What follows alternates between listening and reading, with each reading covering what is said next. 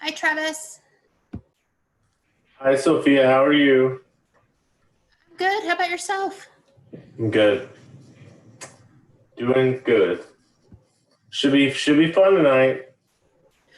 Well, we had one item, pool item AG, the rezoning off of I-35. Oh, Um, so maybe it won't be fun tonight.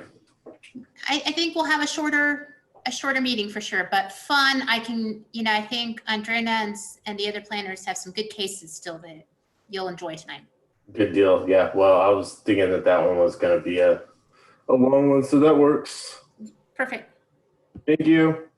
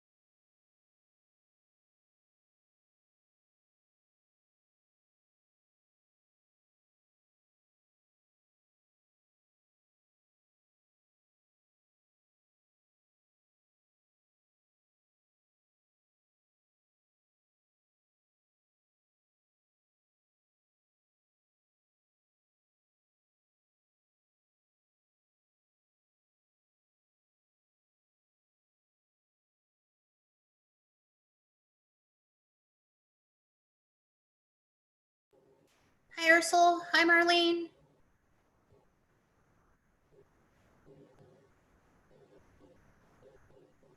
Hello there.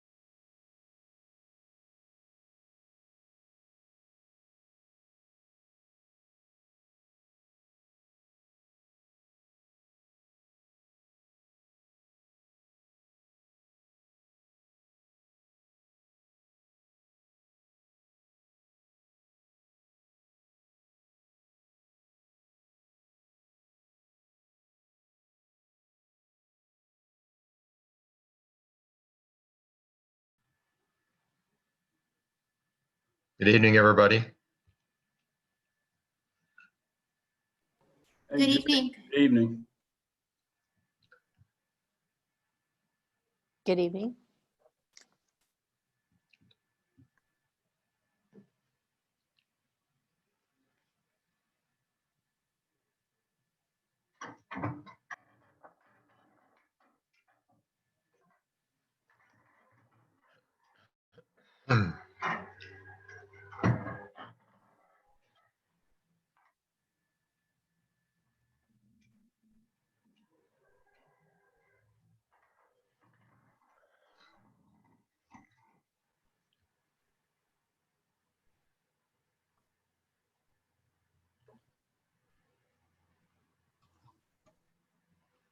All right, good evening, everyone.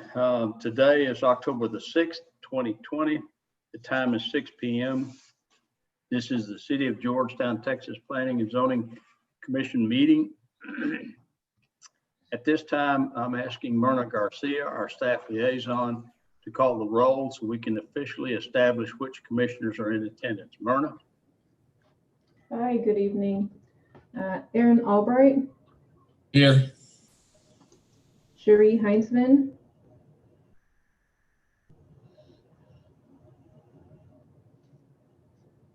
Cherie, Here. thank you. Kayla McCord,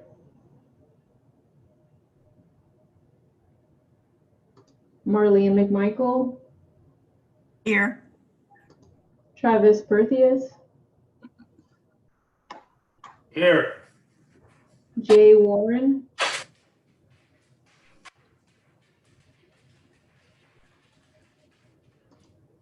James Kaufman,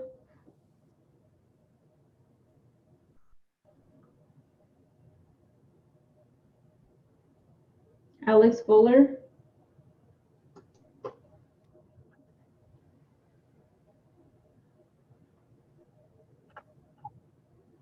Tim Haney, Jerry McCulley, Here. Jim Sawyer,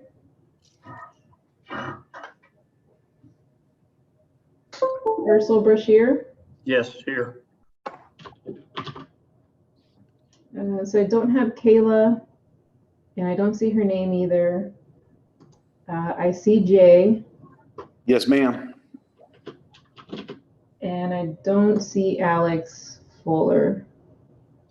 Okay, well, we have a quorum. For purposes of filling the board this evening, Alex, you'll be up this evening. And next on my list, let's see, will be Jimmy Kaufman. Excuse me, Okay. Chair. Yes, Do we have quorum without the alternates? the Yes, alternates? we do. Okay. We do. Um, So we'll pull back on the alternates then Mhm. for this evening. Yes, sir. That's right. Okay. All right. So Alex and Jimmy, just stand by. That's all I can tell you at this point.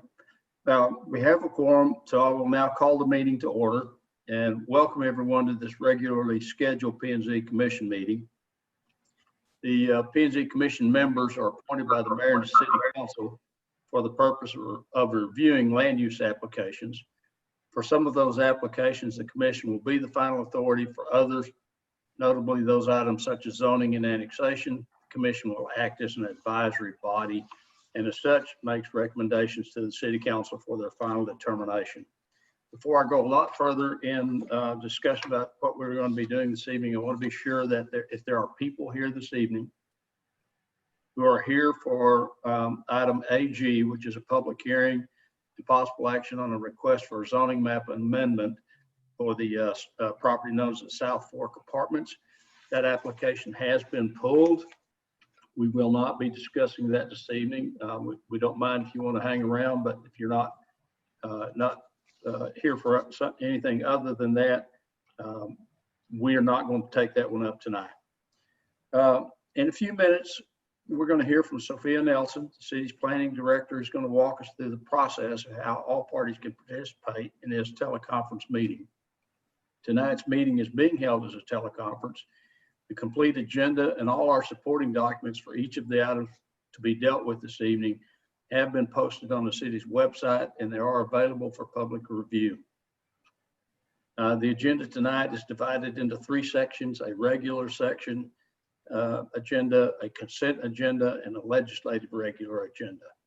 As to the consent agenda, any items that the director considers routine and non-controversial, or any items that don't require public hearings, are grouped together and can be decided on by a single motion. That being said, any item on the consent agenda can be moved to the legislative regular agenda for a full presentation and discussion by either the commission or members of the public. So prior to taking any action, we'll first ask if any commissioners have any items they need to abstain on, or if they have any items they want pulled from the consent agenda and move to the legislative regular agenda. After that, I'll ask if any member of the public has any item on the agenda, the consent portion of the agenda, that they want pulled and moved to the legislative regular agenda. Anything moved to the legislative regular agenda will be acted on individually. As to the legislative regular agenda, each item listed for action will be discussed and acted on individually. The process we will follow this evening is: step 1, I'll announce the agenda item and the file number for that item being considered. Step 2, city staff will begin by reading the caption for that item for the record, and then make a presentation to the commission and to the public. At the conclusion of the staff presentation, the commission will then have an opportunity to ask questions of staff regarding the item. After the commission has completed their questions for staff, the applicant will be given up to 5 minutes to make a presentation to the commission. The commission will then have an opportunity to ask questions of the applicant. Step 4, at the conclusion of the applicant's presentation, we'll then open the floor to public comments. If you're here this evening and you'd like to address a particular item, when we open the floor for public comments, you will need to use the raise your hand function that's part of the Zoom meeting, and that we'll monitor that list to see who is in attendance and would like to address the commission. When it's your turn to address the commission, we ask you to please begin your comments by stating your name and address for the record.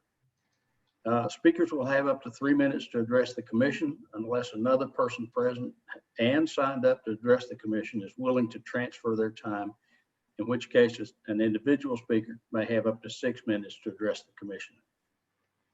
However, if more than 20 speakers sign up or are present to speak on a particular agenda item, then by city rules, each speaker is allowed a maximum of 2 minutes to address the commission.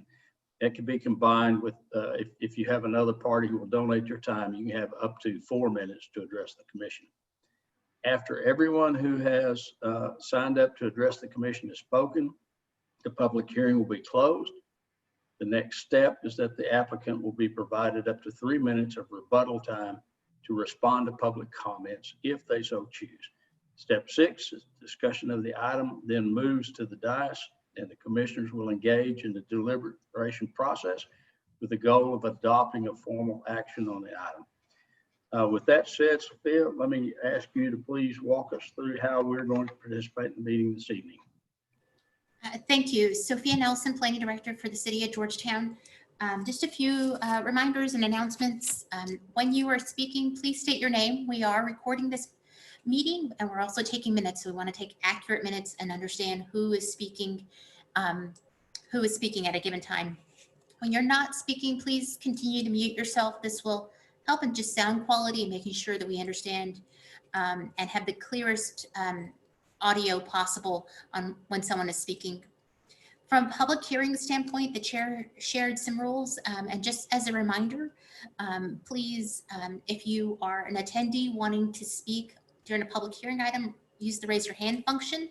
And if you're an applicant wanting to present on an item, please, in the Q&A or in the chat, please state your name and your agenda item so that I can give you the correct permission so that you can share your screen and do whatever else you need to do to provide a presentation on your application. Commissioners, if you run into any technical difficulties or you are disconnected from the meeting, we will pause the meeting as soon as I see that you have fallen off, and I ask you to please call or chat and let me know that you're having technical difficulties. Staff is here to help you get back on track. And so if you need to call for help in case you get disconnected, my telephone number is a good number. And so if you write this down, it's 512-931-7611. I'll repeat it one more time, 512-931-7611. I'll put that in the chat right now as well. And please use it if you get disconnected. We just want to make sure that we're here to assist you as much as possible and that we continue with the quorum that we have present today. Chair, thank you very much. Okay, thank you, Sophia. That takes us to our regular agenda, which is public wishing to address the board. The city, as a routine process, posts a position on the agenda for any member of the public may be able to add an item to for public discussion by filing a written request with the staff liaison not later than 1 week prior to the board meeting. The request must include your name and a specific topic to be addressed with sufficient information to inform the board and the public about what you want to discuss. If you would like to contact the board's liaison, there is a web link that's posted in the minutes that would take you straight to the liaison, and she will coordinate with you getting on the agenda. At the time of this posting, no persons had signed up to address the board. So that will take us to our next agenda item, which is the consent agenda. Those include this evening items B through AE. Let's start with the commissioners. Anyone have any items that they would like to pull and move to the legislative regular agenda?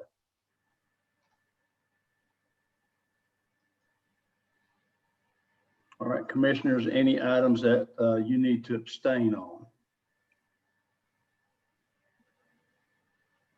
All right. Are there any members of the public who have items listed on the consent agenda that you want to have pulled and moved to the legislative regular agenda? Now's the time for you to raise your hand. And I'm not seeing any. So commissioners, as to the consent agenda, the floor is open to a motion.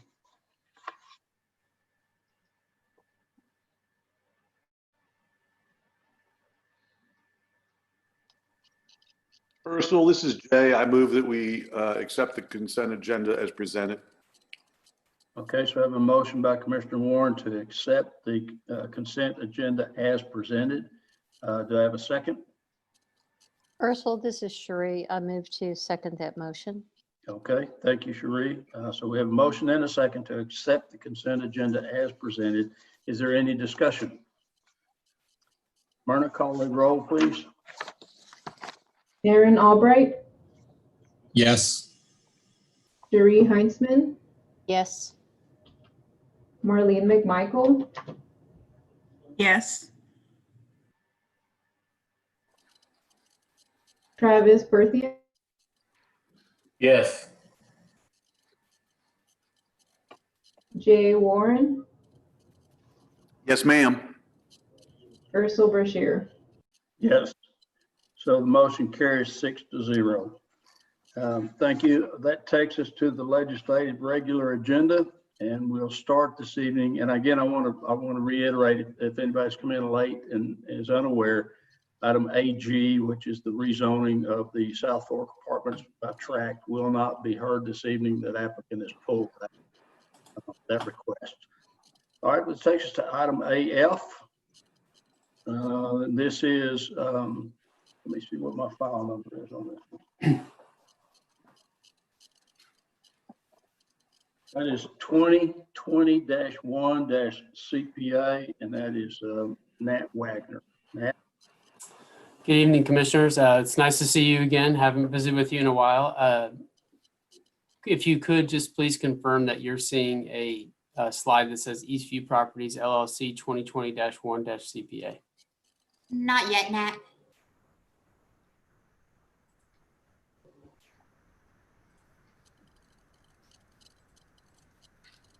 Okay. And just a second before we start, Jerry, do you mind muting your microphone, please? I'm sorry, I thought I was. I apologize. Not a problem. Thank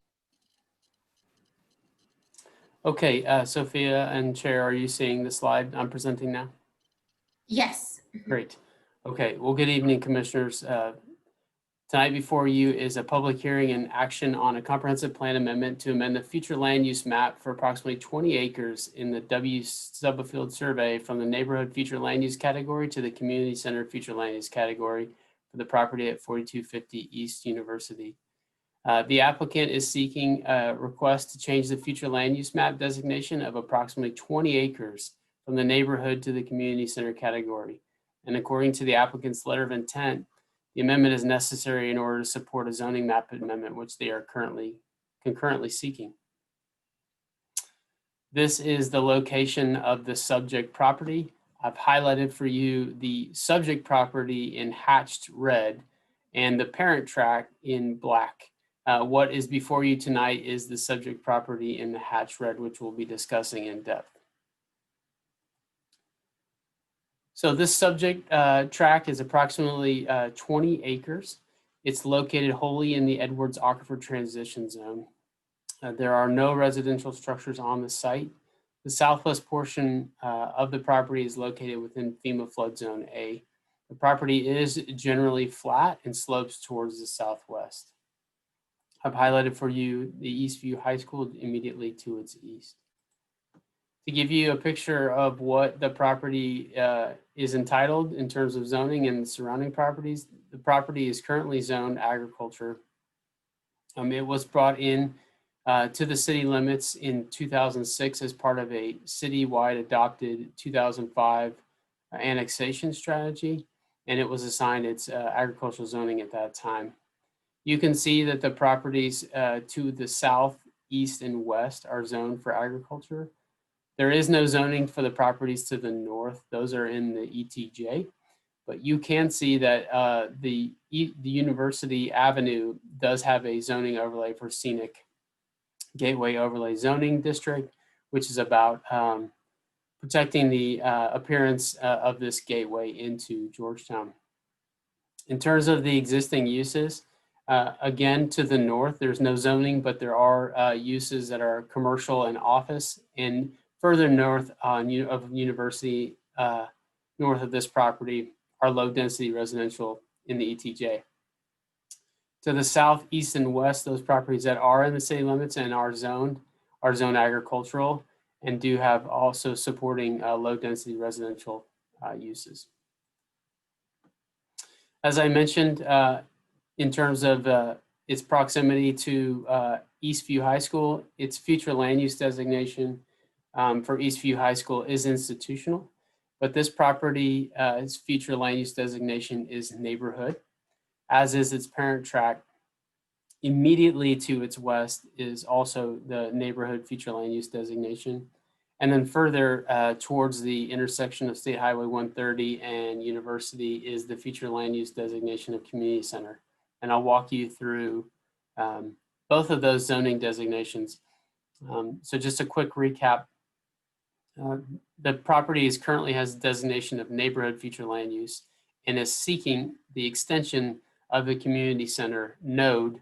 And I will share with you a description for both. So its current designation as neighborhood is meant to encourage that suburban type development that has a primary use of residential, but does support 10% non-residential. In terms of what you would see out there, what this future land use is seeking is traditional single family detached homes. And secondarily, or part of what this future land use also supports is limited neighborhood serving retail. It's meant to provide adequate open space, pedestrian connectivity, and neighborhood amenities. And generally, these neighborhood designations are located along major thoroughfares, scaled. When you do see commercial uses, those are along those major thoroughfares and scaled to the supporting residential uses. What the applicant is seeking tonight is an extension of that community center node. Generally, in the future land use map, these community center nodes are oriented around arterials. They are meant to support mid-sized developments, primarily 80% non-residential or commercial activity, and they can support as a secondary use residential, which can be medium high density residential. The purpose of the community center node is to support local commerce and local activity for the residents of Georgetown. And there is an emphasis on quality of design and site selection given its proximity to residential future land uses. When we evaluate the comprehensive plan amendment, we look to the goals of the comprehensive plan. You may recall that the council adopted the comprehensive plan in March of this year and updated and affirmed those goals based on public input. Primary to that is the balance of and transition of land uses. It was a major topic as part of this update. Part of the discussion was about making sure that we had the right balance of commercial future land uses to support our tax base with the right kind and quality of our residential development. Principles that went into goal number 1 have to do with promoting commercial areas as nodes, making sure that we transition from intense land uses like commercial and employment type centers, transition them towards less intense or less dense residential type development. And when we look at goal number 1, we see that this request is asking for a more intense character for the property. And you can see what I'm highlighting here on this slide is that the node identified as area 2 is that community center and its adjacency to that neighborhood future land use. And what the applicant is asking is to extend that community center node or that commercially focused node further east along University. Extending that node would not provide that transition of intense commercial uses as you transition from the intersection of 130 at University East. You transition through the neighborhood future land use to the institution use of Eastview High School, and then further east to the rural residential, which is a very low density residential development pattern.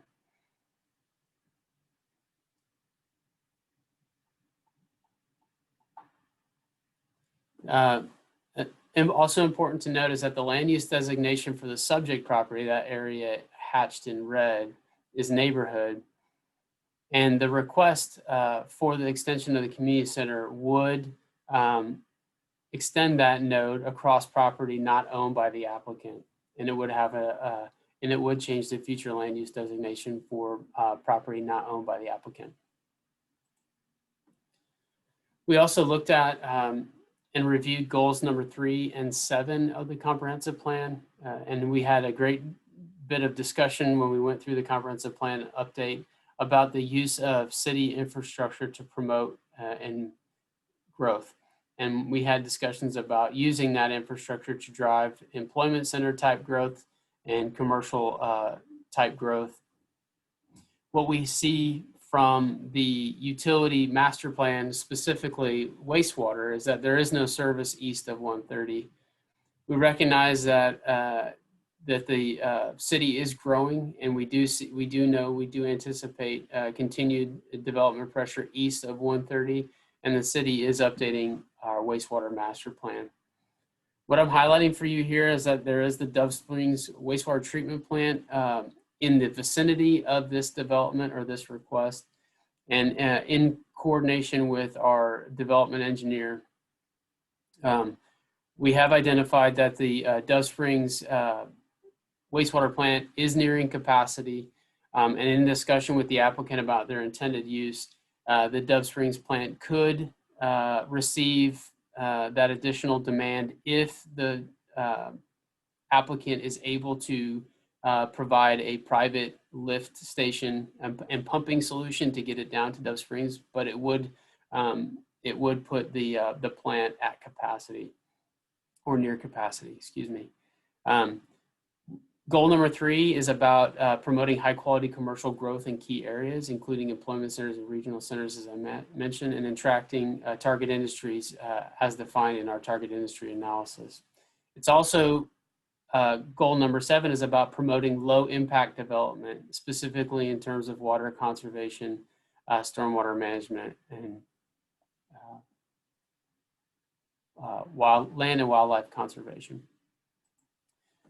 So as required by the Unified Development Code, Section 304, we find that the applicant did provide a complete application and was sufficient to allow analysis. In terms of the amendment and its promotion of the health, safety, and general welfare of the city and its safe and orderly development, we do find that the site lacks adequate wastewater service. As I mentioned, and in discussion with our development engineer, if the applicant is able to develop pumping capacity, the Dove Springs plant can accommodate the additional treatment from the proposed development, but it will accelerate the need for a regional solution. And the applicant will be required to submit a utility evaluation before service can be confirmed. The request to extend the community center land use designation is contrary to the design principles of the community center designation as a node. The land use map does accomplish the transition of land uses by establishing large areas of cohesive development and character, which are served by supportive uses at strategic locations. Commercial development is directed to occur primarily within nodes at strategic locations such as 130 and University, or along corridors where a pattern is already established. Having said that, nodes on the future land use map are not intended to be exact representations of the size or the configuration of the development, but rather to convey a conceptual idea of the location and extent of a particular land use. The size and extent of the node at 130 and University is not dictated by natural topography or other man-made features that would help us determine the exact start and stop or beginning or end of that node, as is the case in other nodes on our future land use map. These nodes can range in size between 30 to 50 acres for a community center. The UDC also provides some other criteria for consideration in terms of the effect of the change. And we offer for your consideration that the site does not have that wastewater service. We are working to update the wastewater master plan right now. In terms of compatibility, the request to extend the community center future land use is contrary to the design principles, as I mentioned. This request will reduce that transition of land uses between the commercial node at 130 and University and the surrounding low density residential developments further east. And the request also provides an intensity of development not intended by the future land use map at that node. In terms of implications that it will have on the plan, as I mentioned, we are updating our wastewater master plan.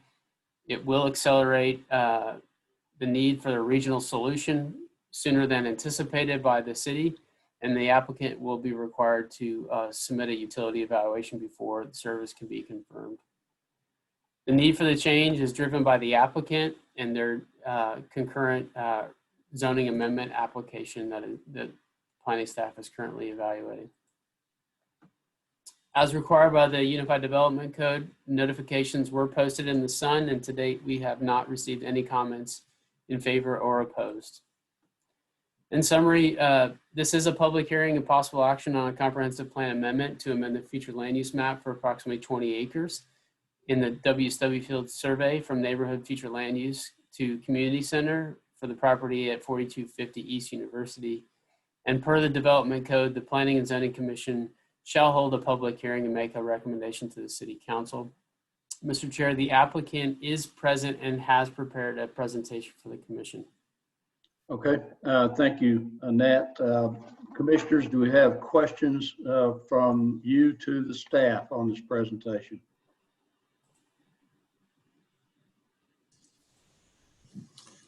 This is Aaron. I have a question.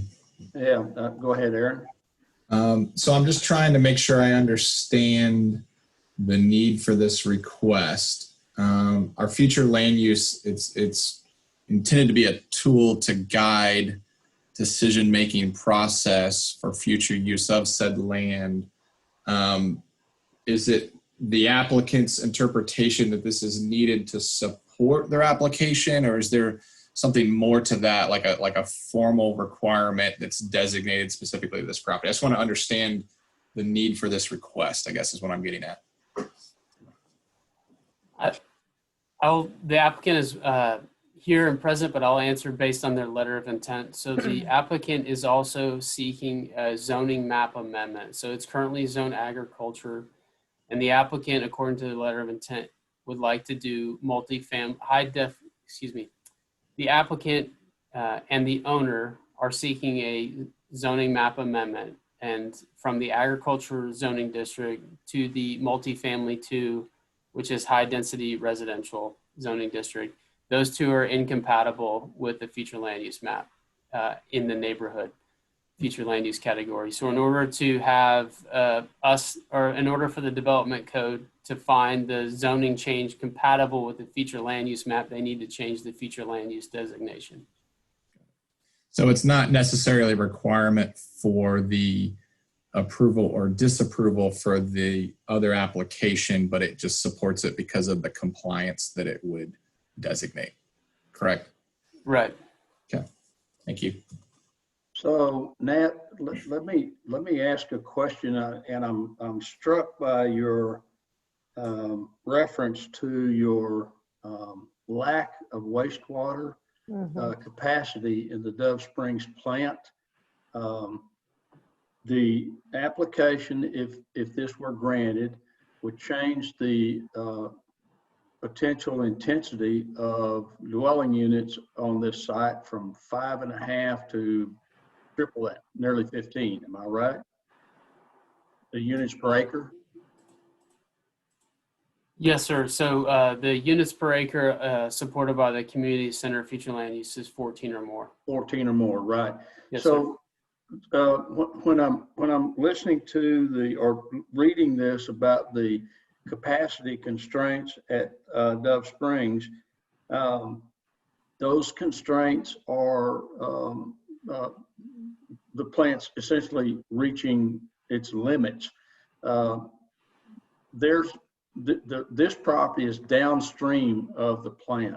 In an ideal universe, its service for utilities would be on further east somewhere. And I think if it's part of the regional solution the city's looking at, this site would never even go to Dove Springs. It has to be redirected there in order to accommodate sewer service. I guess my question is, you have other sites that are inside of the service area of Dove Springs that have not developed yet. Are we freezing out the development activity down in this quadrant because of this capacity issue? And if so, does the city have a CIP prepared to solve this issue? And what is the solution, and what's a real time frame for opening this up for development activity down here? Well, I will answer your question, Mr. Chair. I know that we're also joined by our development engineer, Wes Wright, Louis Saloon, and David Monk, but they are working on updating the wastewater master plan. It is a minor component of our evaluation of this comprehensive plan amendment. Its impact of the change is how we look at it from the comprehensive plan amendment process. From an actual development process, that's where the update to the wastewater master plan is really important. The consideration for the impact of city services is just one of the criteria. And so I'll let Wes and David answer that more directly about timing and the impact to development on the east side of 130. What is really at question for the commission tonight is the evaluation of the change of the future land use. And I understand that, but in my, from my perspective, when the city starts amending the future land use, it basically says to the landowner, come on in and engage in the system. And if we don't have the ability to deliver the infrastructure to accommodate what they eventually want to build here, why are we bringing them through this process? That's the part of this that I'm wrestling with. So, Wes, if you're here and want to address that utility question, I'd be happy to hear from you.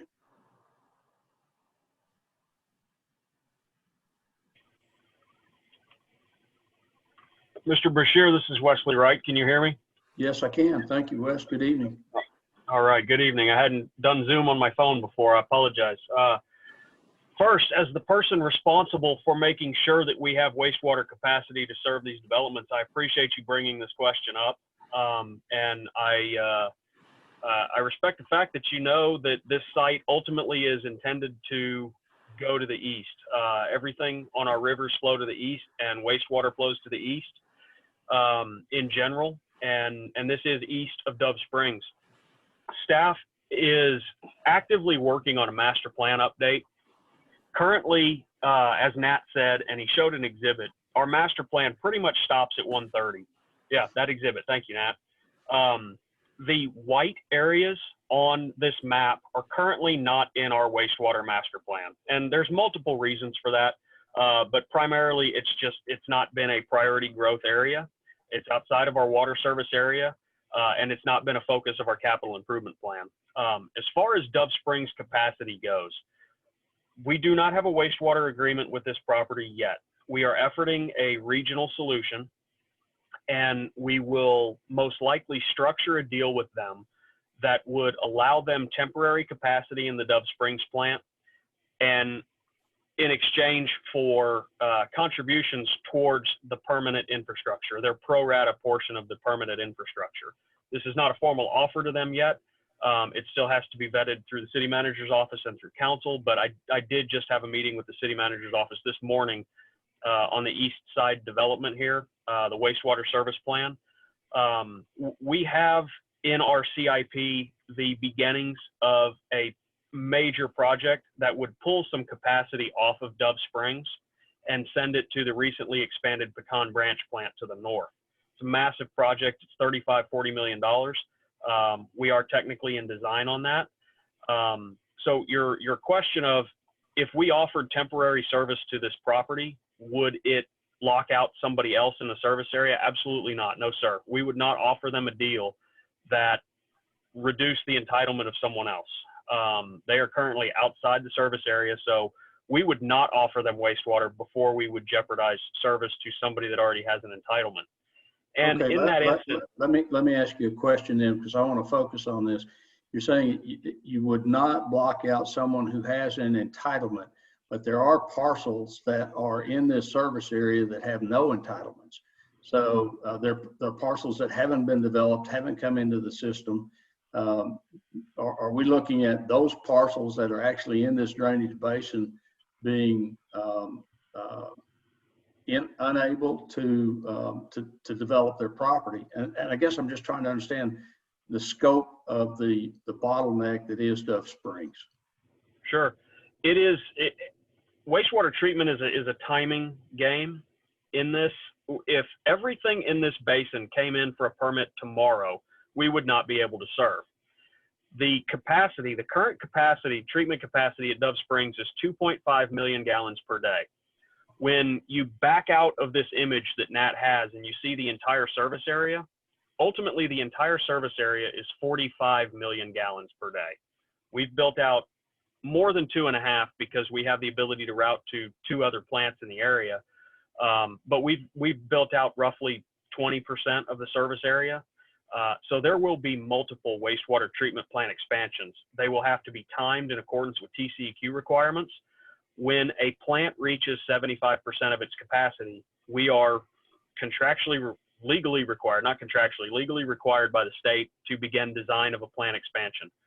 When the plant reaches 90% of its capacity, we are legally required to start construction or have a permanent solution in place to treat wastewater. So the state will require us to keep pace with growth. And we are, as of this morning, all of our plants were well below the 75% requirement.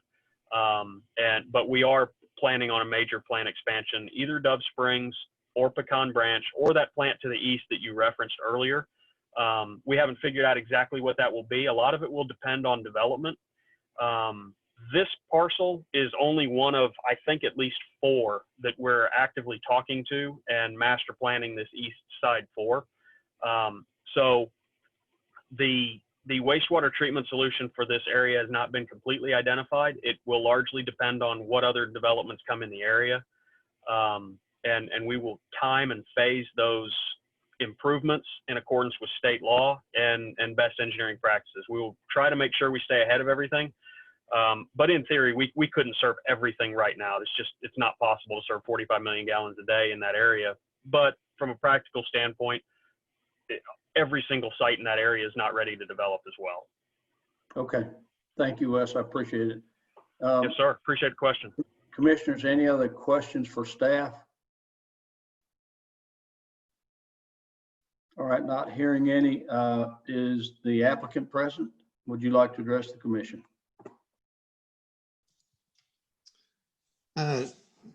Mr. Chairman, Commissioners, this is Mark Baker with SEC Planning. Can you hear me okay? Welcome.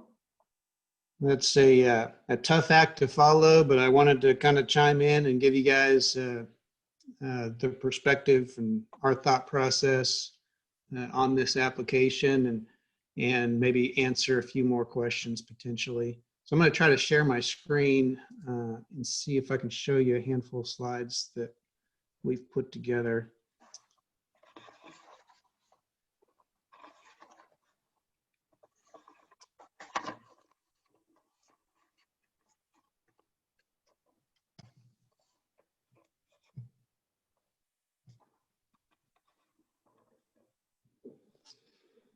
All right. Can everyone see a slide that says ECU properties? Yes. So I was approached to look at this piece of property for my client who had interested parties from a multifamily developer and a single family builder. And the request was to develop a multifamily site on the northern part of the property that was adjacent to Highway 29 and do single family to the south of that. The premise of that led to looking at the comprehensive land use plan like Nat described, and really the only category that allows medium to high density residential, which would be multifamily, is this community center node. And so that led to the request of expanding the community center node that is at the intersection of 29 and 130. And so what I've drawn on this aerial exhibit is just something to show you the existing conditions. The subject property is directly adjacent to the high school. The commercial corner at 130 and 29 is a pretty developable commercial parcel. And Nat alluded to it earlier. When I look at comp plans that have circles on them, I kind of tend to not take them too literally, nor do I think the city necessarily intends them to be taken literally, but many times they are. And so I was just looking from a practical standpoint, how could that hard corner develop? And I'm just looking at the southeast corner and the northwest corner seem to be the only remaining greenfield areas for commercial development for the city at the intersection of 2 major highways. So from an economic development standpoint, I would think that the city might want to maximize that community center node on those 2 corners. And so our thought with the multifamily is that that use would provide a transition from those higher intensity commercial uses to the high school, which we still viewed as a fairly high intensity use. And so as a planner, I just thought that was a logical transition of having that higher density multifamily directly adjacent to the commercial. And then part of the gap in between our site and that community commercial node is already, it's a storage facility. So a lot of the uses happening on the east side along Highway 29 are somewhat industrial, commercial in nature. So that lends itself, in my opinion, to a little higher density right on the highway. And with us being sandwiched in between a commercial node and the high school, I thought it was a logical extension to just draw that line across to the high school. And so Nat had a clearer exhibit, but this is just an overlay that I put together to show the community commercial area that we're proposing in comparison to the circular node that's shown at the intersection. And as you can see, there's kind of a triangular wedge between the two properties. So as Nat mentioned, we're not really contiguous with the circle that's shown on the comprehensive plan. But when you look at the topography and the existing conditions, it seemed to make sense for that entire frontage to be a higher intensity use on the highway, especially given the square part of the gap between the two is already a non-residential use.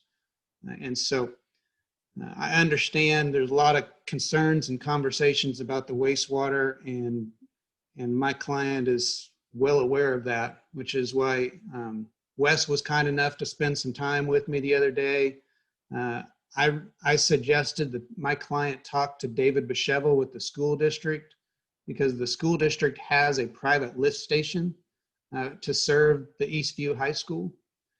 And our proposal to the school district was to get them out of the wastewater business if possible, create a new private lift station on this property, take over the school's wastewater and this development's wastewater, and pump it to the Dove Springs plant.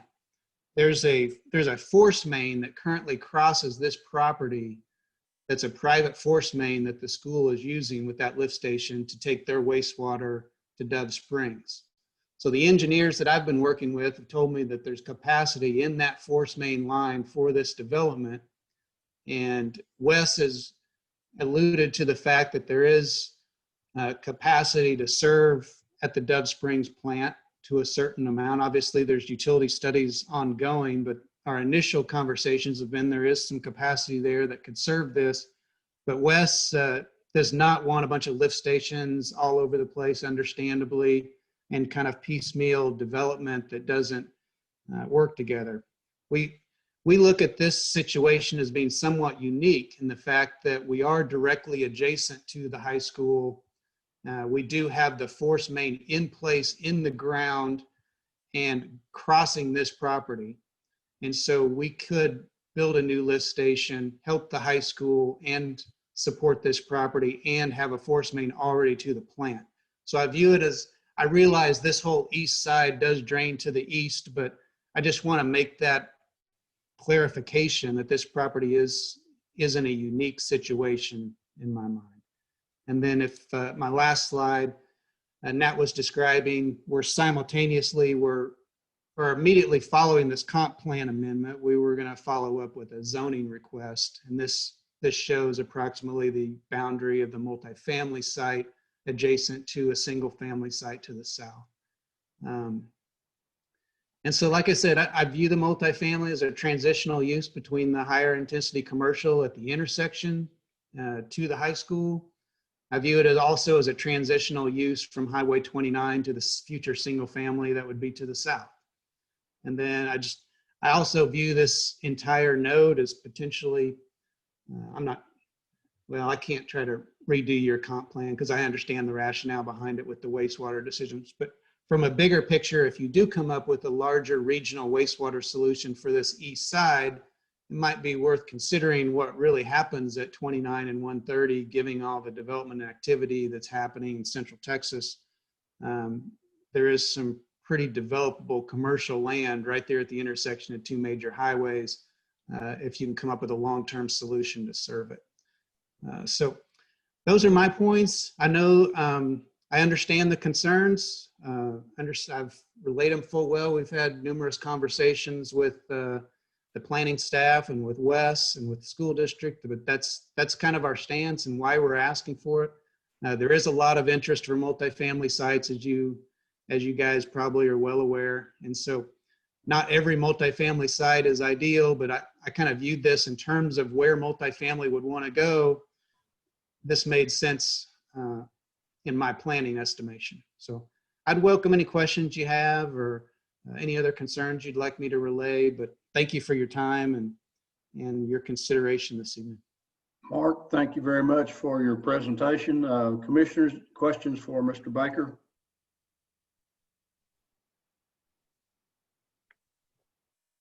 This is Marlene. I do have a question, and it may just be my lack of understanding, but I'm looking at the city presentation, and I have to flip screens here.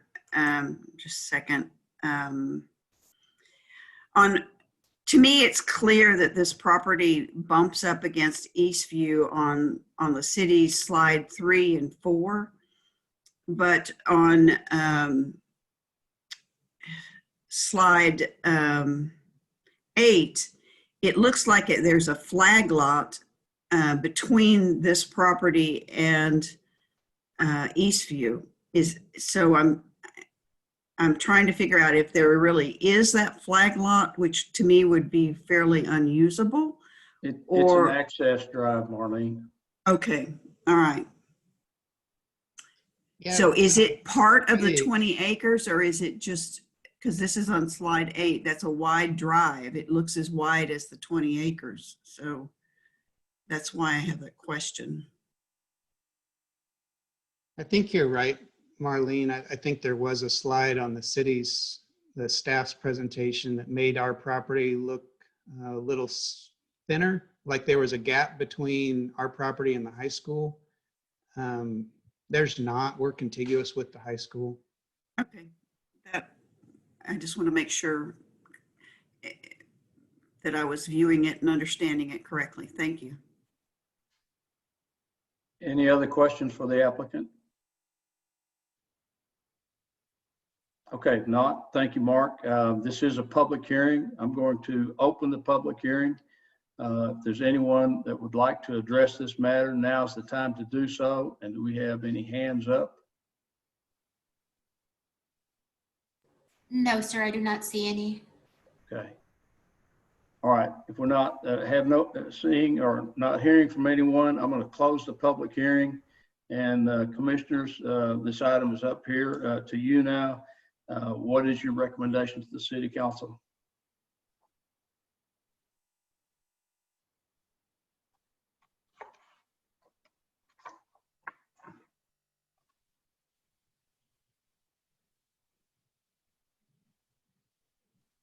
Ursula, this is Cherie. I'd like to put forth a recommendation to deny the proposed action on the comprehensive plan amendment to amend the future land use map for approximately the 20 acres at the west Stubblefield survey from the neighborhood future land use category to community center future land use category.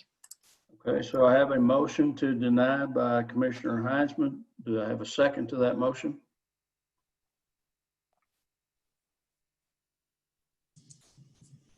This is Commissioner Albright. I'll second. All right. So we have a motion and a second to recommend denial of the application. Any discussion? Any commissioners have thoughts they want to share on this?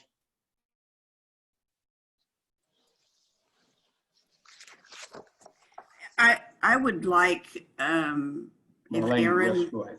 I'm sorry, this is Marlene. Yeah.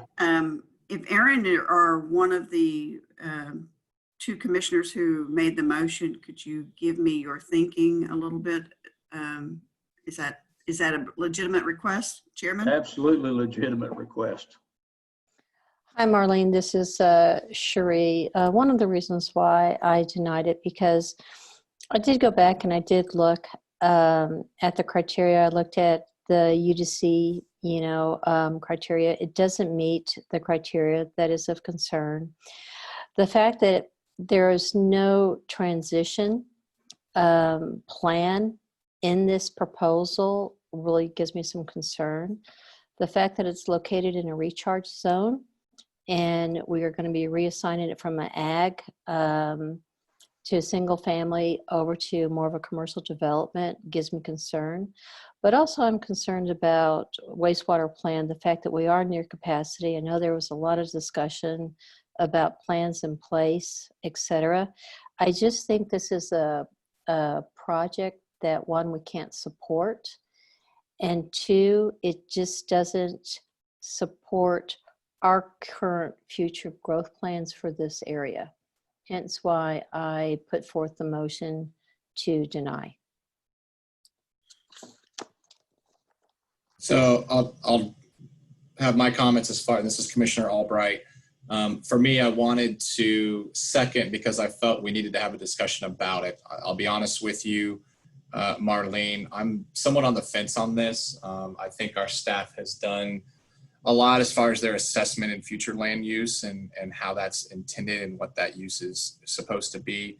I do feel like the applicant made some pretty strong points about the specifics of the site and how that does correlate to the transition to the high school. I think personally I'm mostly concerned about the wastewater piece to this. I think that's a larger issue than what's really on what we're actually voting for today with the land use portion of this. I think this is really going to get resolved with the second part of their application.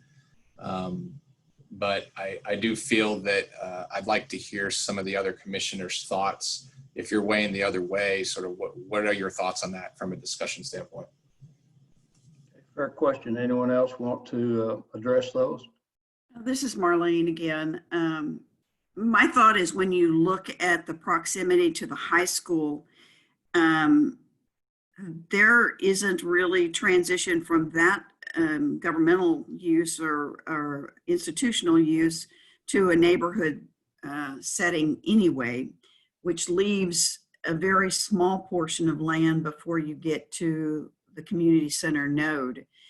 I tend to concur that this is the largest intersection on 130 that butts up against Georgetown. So it makes sense that that node is going to be the largest community center node, or it should be, for commercial development. So I don't have as much problem with extending the node for this development. That's my thoughts. Thank you. Thank you, Marlene. Travis, you have any comment? I looked at this one for a while, and I see both sides of it, but I kind of lean to where Aaron's at in that there appears to be some larger issues here, but those would likely be touched on at a later date. So, I don't believe that if we were to support it, that those issues would go unnoticed. At the same time, I battled with, the plan that was recently developed and just how many changes, we're going to be voting on. I mean, there was a lot of time that went into that, so I have a hard time right off the bat being for a change to it. Okay, thank you, Travis. Jay?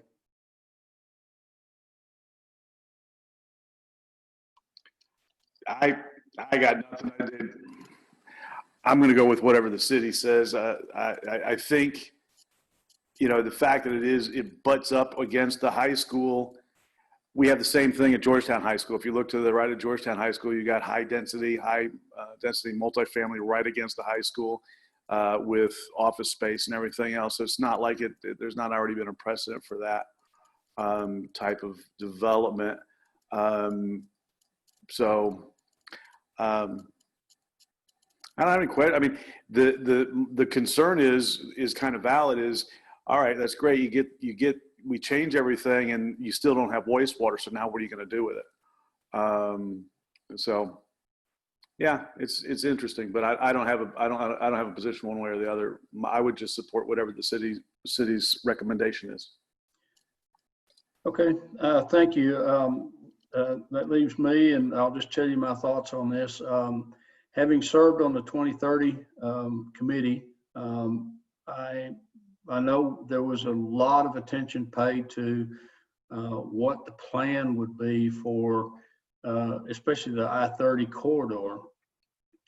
Instinctively, the thought was that you should expect to see a lot of development along that corridor, but the limitations have been that the lack of infrastructure really does constrain future growth and development in that area, especially given that the city of Georgetown is not the principal water supplier out here.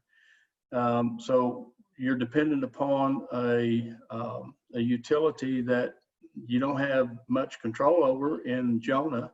I'm not saying they can't supply here. It's just not something that's a quantifiable or manageable from the city standpoint. And the lack of wastewater was a big issue. And one of the reasons that if you look at the 2030 that was adopted versus the previous 2030 plan, the land use intensities that were projected for this whole corridor were ratcheted down pretty significantly. And it's because the city's not the principal electric provider out here. It wasn't the principal water supplier, so there's no revenue stream for the city. It would be the sewer provider, which is a break even at best. And so the question is, this 2030 plan is a map for the city to use in laying out the CIP and projecting where it needs to be building and improving infrastructure. And it's got a big geographic area to do it in, and it can't be all things to all people.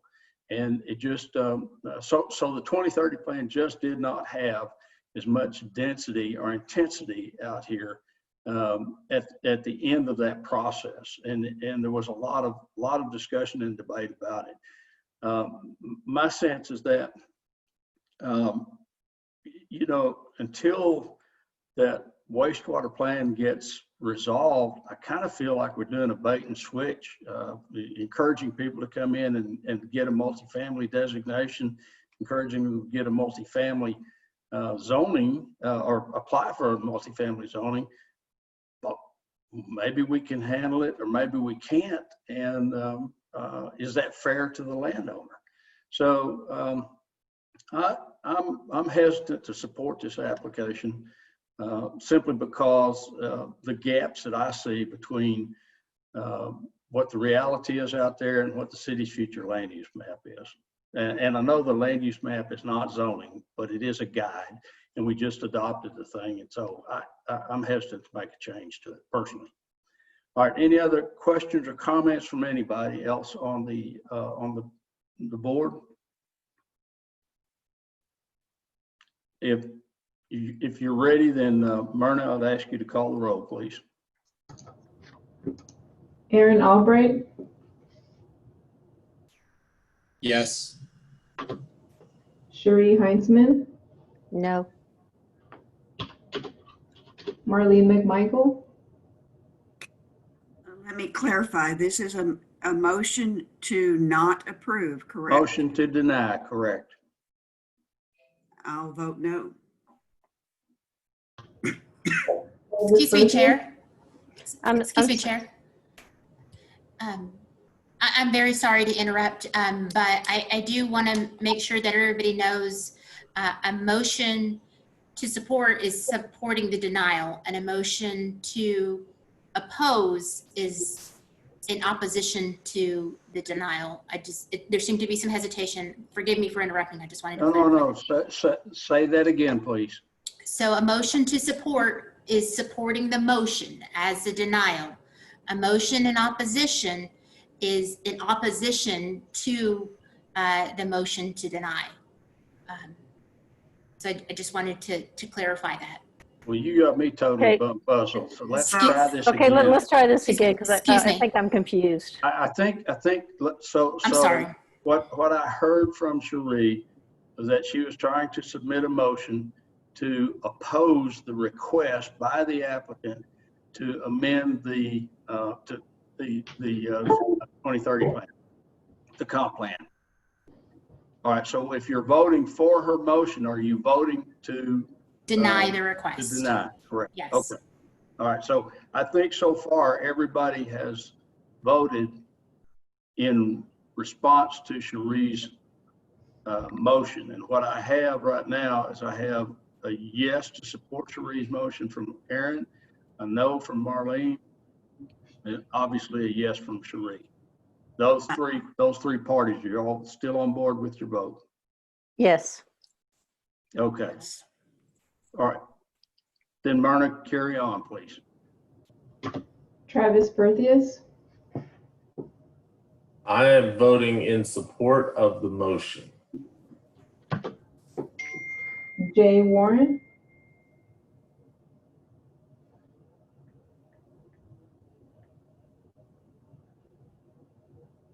I think you're muted. Jay?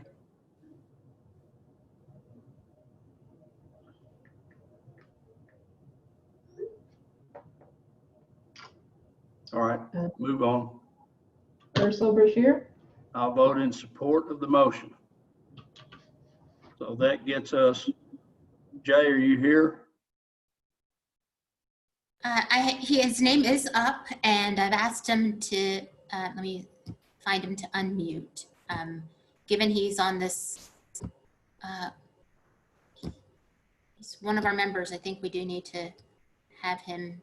Okay, let's Connect, wait and if we see if you can. can make the connection with him. Thank you.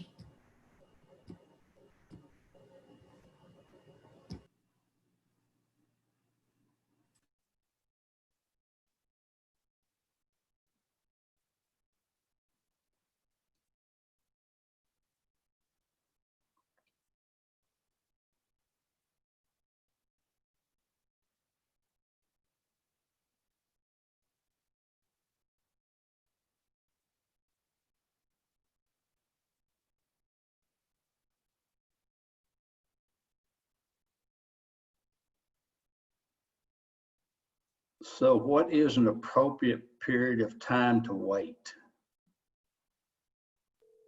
I'm calling him right now. Okay.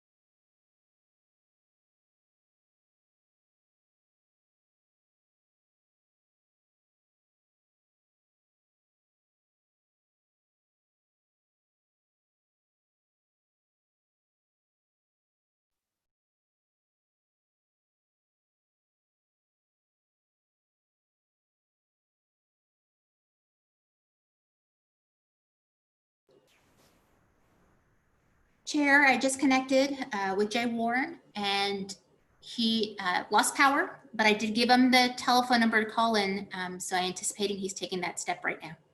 Okay, thank you. Thank you.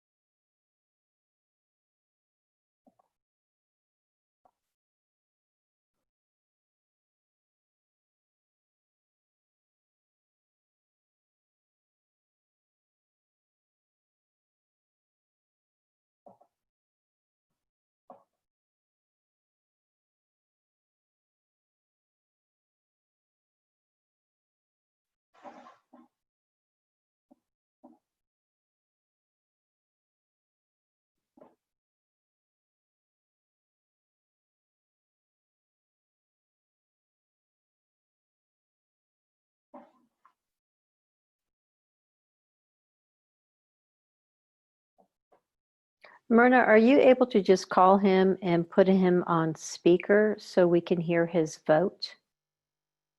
Is that appropriate? We can. Right now, I've also called him by a Zoom, and so it indicates that it's ringing right now. So I'm trying a few different ways here.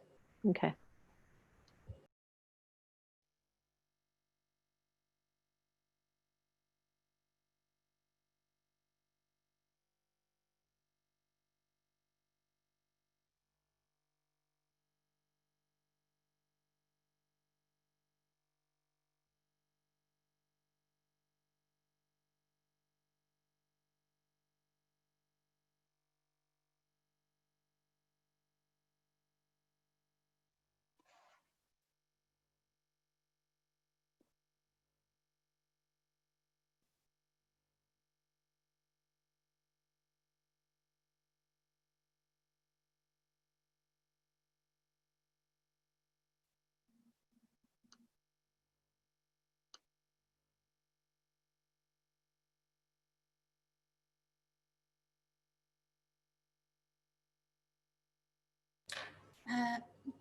Chair, I do have Jay Warren on speakerphone in my office, and I have my mic on. So for the time being, Jay, can you list your vote on this item, please? It is the comprehensive plan amendment.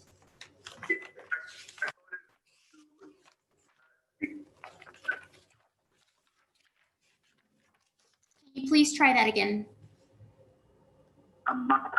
My vote to deny application. Okay. Chair, were you able to hear that? So I'm hearing that he's voting in favor of the motion to, he's voting in favor of Cherie's motion to Yes. deny the request. Yes, that is correct. Okay. Myrna, is that everyone? Yes, that's everyone. Okay, so the motion to deny the request passes on a 5-1 vote. All right. That takes us to item AH, and this will be item 2020-14-REZ. Before we start, Sophia, we are now down one more commissioner. Yes, that's right. Okay, so we are now working on a body of 5. Yes. All right, Nat, this is yours again, please.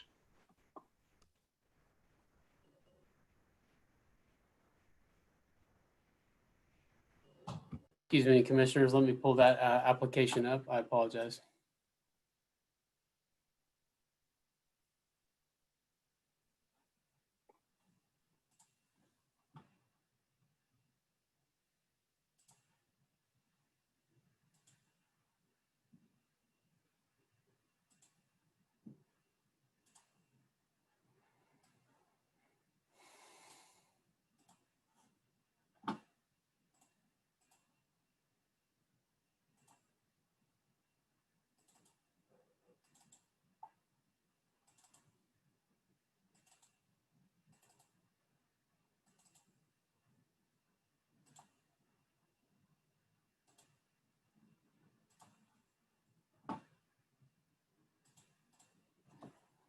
Good evening, commissioners. I am sharing my screen. Please let me know if you're seeing the 2020-14- We are. REZ. We are. This is a public hearing and possible action on a request for a zoning amendment to rezone approximately 1.0 acre out of the Woodruff Stubblefield Survey abstract number 556 from the Ag zoning district to the manufactured housing zoning district for the property located at 4270 East University. To give you a sense of where this property is located, this is located east of State Highway 130, south of University, and west of Patriot Way. This property does have access to Patriot Way in terms of its configuration from a surveying, but it is addressed off of University. I've highlighted for you the portion of the property that is under your consideration and hatched in red. The portion of the property that's hatched in blue is the larger portion of the property, which in total the property is approximately 11 acres. To give you a sense of development pattern in and around this property is generally underdeveloped, and there are low density residential uses, which you can see to the west and southeast. This is part of a larger homestead tract belonging to the applicant's family, and has been relatively used as a homestead. In the next slide, I'll share with you what the future land use map calls for this property. You can see that it is located south of the Eastview High School, which is designated as a future land use institutional. The property itself and its parent tract is also identified as a neighborhood future land use. A recap on the neighborhood future land use. This is encouraging a suburban type development which supports residential uses as its primary. Those would be traditional detached single family homes. It does support 10% of non-residential uses, which are envisioned to be limited neighborhood serving retail. Could also include office and civic uses. This future land use designation is meant to support connections to nearby amenities such as parks and schools. And for the secondary uses of commercial, those commercial future land uses, commercial uses should be located along major thoroughfares or collector roads. To give you a sense of this property, again, using the same analysis of what the existing uses are and the future land uses, this property is within 231 acres of the neighborhood future land use. What the applicant is asking for tonight is to rezone 1 acre of this property. To give you a sense of what the supporting zoning districts that are surrounding this, this property is zoned agriculture. Those properties to its east, south, north, and west are also zoned agriculture, as is the parent tract, which I've identified in thatched black. What the applicant is seeking, according to their letter of intent, is to rezone 1 acre of this property to place their manufactured home, and they are seeking the manufactured housing zoning district, as the agricultural zoning district does not support that use. The manufactured housing zoning district is meant to support low density residential development, and the applicant is seeking to place this use on 1 lot. There are standards associated with this zoning district, including the minimum area required for the subdivision. That's 1 unit per lot at 5,500 square feet. It does have a minimum lot size and width, as well as setback and height limitations. In terms of the compliance with the Unified Development Code, the application was complete. Staff does find that the zoning change is partially compliant with the comprehensive plan. It is designated as a neighborhood future land use, which is meant to support traditional single-family development. However, the development pattern that is supported by the neighborhood future land use includes residential single-family. And when you look at the residential single-family zoning district and you compare that to the manufactured housing zoning district, they support relatively the same density of development. And so that's where we find that the zoning district partially complies. We do find that the zoning change does promote the health, safety, and general welfare of the city. This request does not require the extension of any utilities or the change of any city services. According to the applicant's letter of intent, this property is served by a well and septic.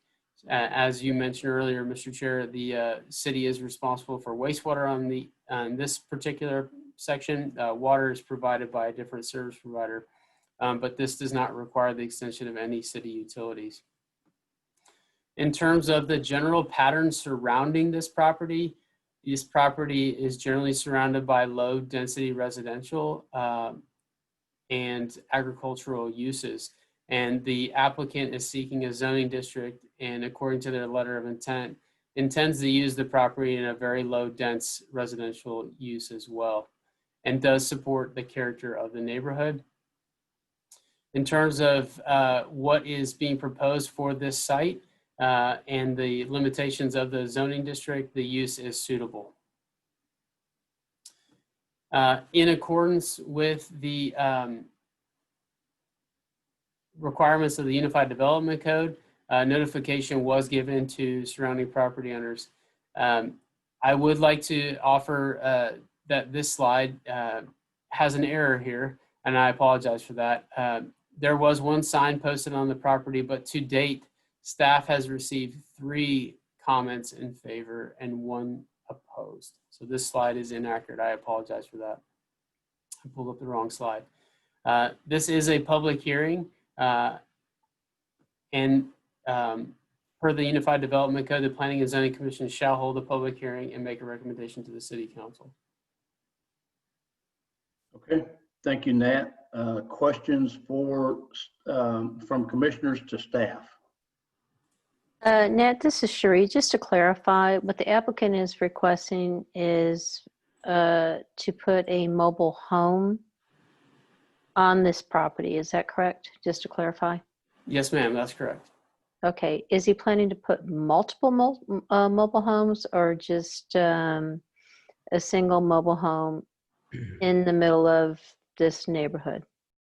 The applicant is here this evening, Ms. Heinzman, and I'll let him answer that question. Okay, thank you. So let me ask you a different question, Nat.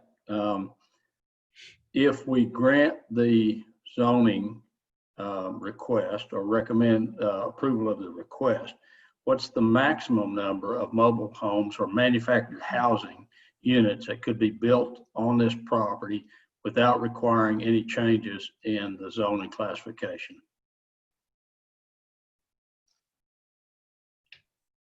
There are a couple limitations to the request.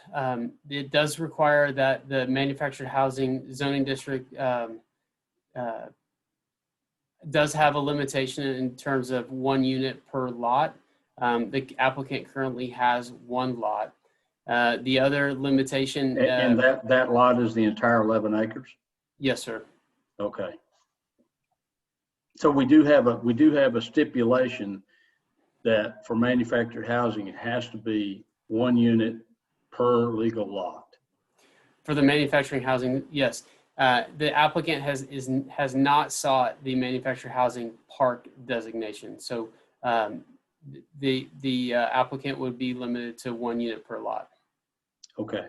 So if there is a subdivision amendment that follows this request, then it would take either subdivision plat or a modification to the zoning to go to the manufactured housing park to put more units out here. Is that what you're saying? Yes, sir. Okay. All right. Thank you. And Nat, this is Jay. So, and if that were to happen, it can still only, because it's in the ETJ, right? So they can only have 1 acre lots or larger if that main lot is subdivisible. So it would still be 1 house, 1 septic system per acre if that were to be, if they were to want to expand. Is that correct? Because there is no wastewater out there. That is correct. There is no wastewater service out there. So that's a limitation on how the property would develop. There are requirements from the state of Texas, TCEQ, on capacity for septic systems.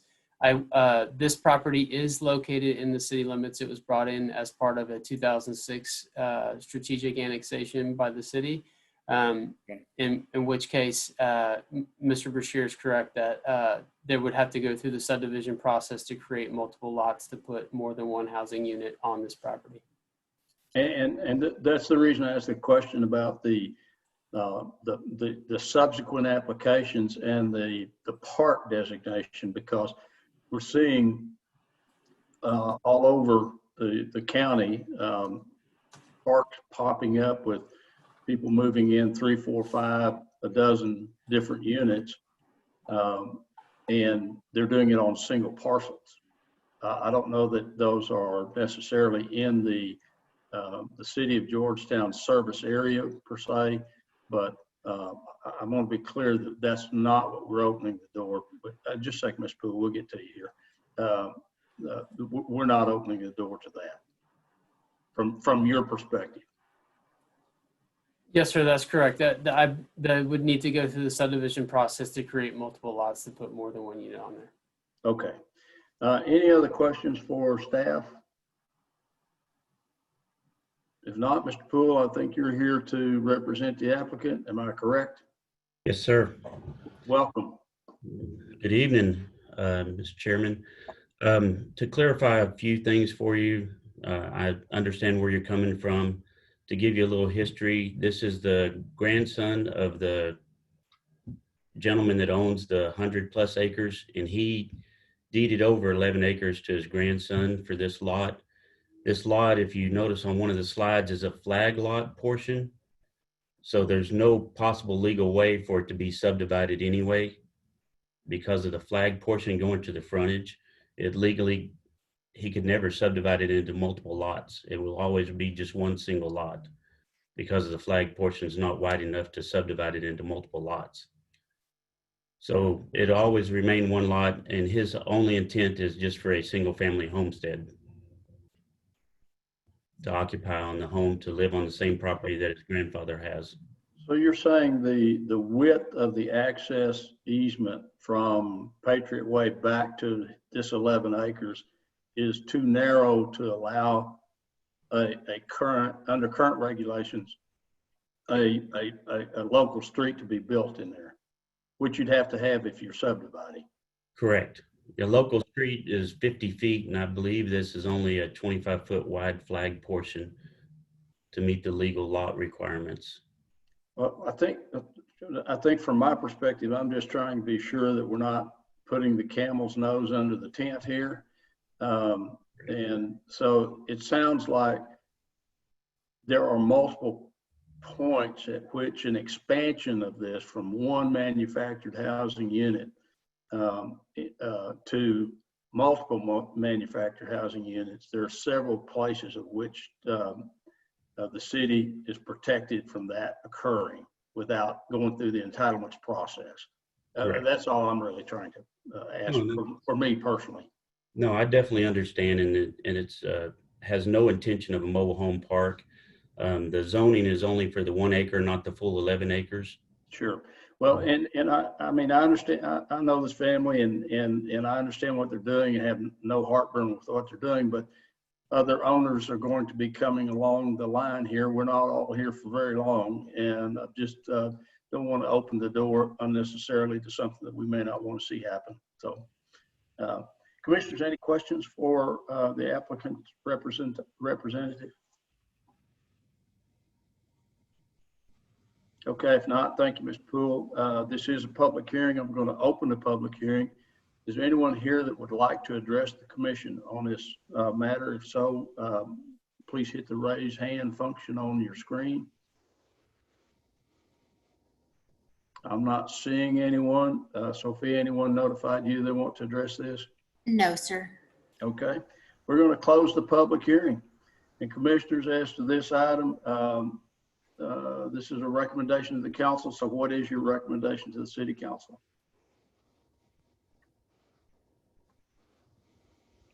This is Commissioner Albright. I'd like to recommend approval of the applicant's request as presented. Okay, so we have a motion by Commissioner Albright to recommend approval of the application. Do I have a second? This is Jay. I'll second. Welcome back, Jay. And Jay's second. Any discussion, comments? Myrna, call the roll, please. Aaron Albright, Yes. Cherie Heinzman, Yes. Marlene McMichael, Yes. Travis Perthius, Yes. Jay Warren, Yes. Ursel Brashear. Yes, so the motion carries 6-0. All right, thank you. It takes us to item AI, which is a public hearing and possible action to recommend a text amendment to amend Chapter 10 sign standards. Jack Daly, are you here this evening? Yes, sir. Yes, Chair, and if I may, I'm going to go ahead and introduce him, if with the permission's permission. So Jack Daly is our Community Services Director, and he has actually been our great leader in this text amendment. It's one of those items that has been long overdue in being able to address a lot of the conflicts that we have with our sign regulations in Chapter 10 of the UDC, but specifically as it relates to making sure that our chapter is constitutional and it's in line with all of our federal and requirements in decision making. So I'll go ahead and turn it over to Jack, who's going to brief you and go over the amendments that we're touching upon. But we are here to help answer any questions that you may have. Jim Kocklemeyer from our City Attorney's Office is also present, who has helped us with these amendments. So with that, I'll go ahead and turn it over to Jack. Welcome, Jack. Thank you, sir. If you'll bear with me, I'm going to try to share my screen here. Are you all seeing that? Not yet.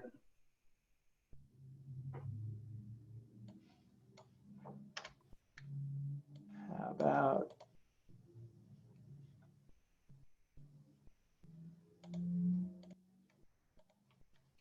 now? All right, perfect. Thank you. Excuse the delay. Like Andrea said, Jack Daly, Community Services Director for the City of Georgetown. Happy to be here with you all tonight. We're going to run through some proposed changes to our sign regulations. Here's a quick overview of my presentation. Just give you a quick rundown of why we're here, some current issues we're experiencing with our current sign regulations, our proposed approach to fix those issues, propose some recommended next steps, and then share a timeline. And what we are hoping to get from you all this evening is concurrence on the proposed ordinance changes. First, before I get too far, I want to thank the team, Jeff in our Planning Inspections Department, Brad Hoffman and our Chief Code Enforcement Manager, Andrea in Planning, who you all know well, and then Jim in the City Attorney's Office. And Andrea and Jim have done a huge amount of work. They've done the bulk of the work on this and can't thank them enough. So why are we here? There was a Supreme Court case, Reed versus the town of Gilbert, Arizona. And the outcome of that case basically said that cities cannot regulate signage based on content. So for example, you can't have different requirements for political signs than you have for signs that provide direction. The best way I've heard Reed explained is if you are enforcing a city rule on signage and you have to actually read the sign to understand whether or not it complies with your regulations. If you have to read a sign, then your regs are out of compliance with Reed. So what are some best practices with Reed? A general rule of thumb is eliminate separate categories for signs. So, you know, you don't want your governmental signs and your real estate signs and your home builder signs and your political signs. You really want to have a uniform approach to signs that really speak to the time, place, and manner in which they're placed. So you also want to be really careful about exceptions, right? And make sure those exceptions aren't speaking to content, but really speak to use or location. So again, really the simplest way I've heard to explain how to be Reed compliant is if you have to read it to see if it complies, then your rules probably aren't Reed compliant. So where does Georgetown regulate its signs? There's a few places where there's sign regulations. So signs are touched on in Chapter 5. That's in the Unified Development Code. Chapter 5, it deals with zoning, and certain uses get different entitlements for signage. Like automobile uses on I-35 have some different sign entitlements than other uses. So signs are touched on in Chapter 5. Chapter 10 is fully dedicated to sign standards. So Chapter 10 is where the bulk of the sign regulations are. And then Chapter 16 is where all the definitions for words within the UDC are found. There's a lot of sign terms that are defined in Chapter 16. Separately, in the Code of Ordinances, signs are mentioned in a couple places. One is, they're both in Chapter 12. One is 12.12, dealing with the placement of advertising signs and banners, and 12.16, which speaks to signs adjacent to freeway. Signs adjacent to the freeway, excuse me, essentially deals with billboards. So what are some read issues that are found in Georgetown's current code? We have a lot of references to, civic uses, city uses can do these certain things, but non-civic uses can't do these certain things. There's certain things that are, governmental flags are allowed to be certain places where, other flags have different restrictions. There's exemptions for real estate signs, political signs, HOA signs.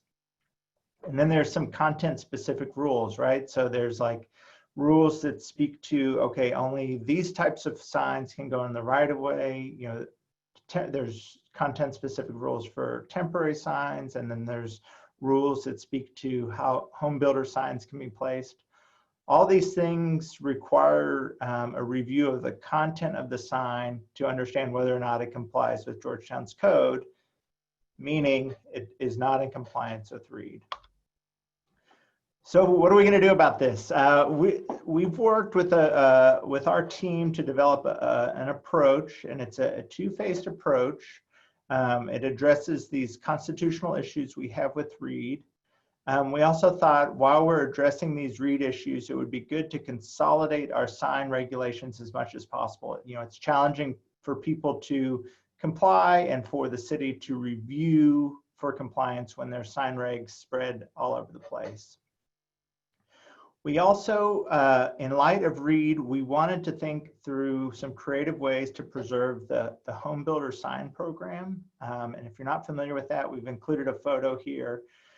One of the big challenges we have with signs are what we call bandit signs. You can see an illustration of bandit signs here. It's signs that go out for new homes or political signs that go out in the right of way. And we have what I think is a pretty elegant tool to help address the home builder's desire to put up signage and for the city's desire to do it in a neat way. Are these home builder signs. So you can see that's the picture on the right that allows for open houses to advertise in a kind of orderly way on these home builder signs. So we wanted to think through a solution to allow that to continue. To be READ compliant, we do need to disallow all signs in the right of way, including for special events. So right now, special events have some ability to get permission to place signs in the right of way. We're disallowing that to be READ compliant. And then we are retaining specific signage requirements based on zoning, and that automobile example about, an automobile use on 35 has different entitlements. So we're retaining those things. And finally, we're trying to be very clear very explicit on what types of signs are prohibited, and if there are violations of the sign ordinance, what enforcement looks like. Because right now it is not as clear as it could be. So a recommendation, what's this two-step approach? First step, we want to fix these constitutional issues in regards to our sign regulations. We think it's really important to fix those. And like I said, do as many kind of small administrative or legal cleanups to make our current practices and interpretations as clear as possible, consolidate the ordinance. And what does a consolidation look like? It means, putting all prohibited signage in one location and removing duplicative language. And we propose doing this first step through the executive amendment process. So that will actually not follow our traditional process, but we brought it straight to council. We're bringing it back through planning and zoning for recommendation because all UDC amendments require a P&Z vote. And then we're going to go straight to council later this month. So we're proposing the executive amendment process. And then the second round, the second step will be to address items that have previously been discussed by the UDC, previously discussed and approved in the general amendment list that's going to be considered for the UDC by the UDC Advisory Committee, which is a public process to discuss further additions and amendments. And like I've said before, we'll fully utilize the advisory committee for that process. So what's the pros and cons? Pros, it addresses these READ concerns that really need to be addressed because they're unconstitutional, and it puts the city at a certain amount of risk because our regulations could be questioned. It also creates an incentive to finish to continue our work with the UDC Advisory Committee to finish polishing and having a public discussion about our sign regulations. Like I've said before, it removes conflicts and ambiguity within the UDC and other sections, within this chapter and other sections of the UDC. And it also simplifies the second round. The UDC can have a high level policy discussion where they're not kind of having to deal with both this READ cleanup as well as some policy discussions around signage. Cons, it removes and limits some of the abilities the city has actually for signage. And like I said, we're leveraging the executive amendment process. Just as an FYI and as a reminder, these changes will disallow signs in the right-of-way, which is a standard practice for cities. And then it also removes the prohibition on off-premise signage. So to understand if a sign is off-premise, you would need to read the sign to understand what sign, is this sign, what business is this sign advertising for?